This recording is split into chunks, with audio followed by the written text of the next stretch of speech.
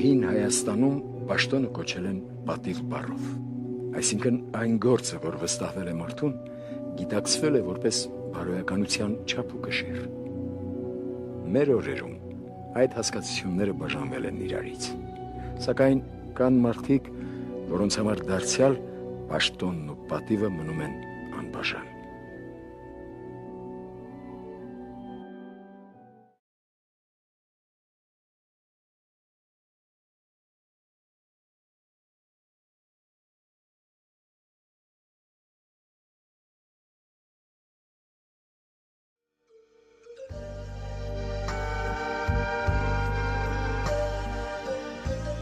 Մեր մակարոնների հազարամյա պատմության մեջ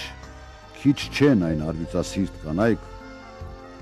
ովքեր տղամարդկանց կողքին տղամարդկանցից ոչ պակաս արիության, սխրանքի ու հայրենասիրության օրինակներ են տվել։ 5-րդ բրիգադի մարտական կենսագրության մեջ անջնջելիորեն դրոշված է բրիգադի թիկունքի պետ Նազիկ Ամիրյանի անունը։ Թիկունք, առանց որի չի կարող լինել մարդունակ ճակատ։ Մշտապես եղել է ապահով, զինվորի ամեն կարիքին հասու, եւ դա գլխավորապես այդ փառապանց տիկնոջ ջանքերի ու զորեղ կամքի շնորհիվ։ Նազիկը այն կինն էր,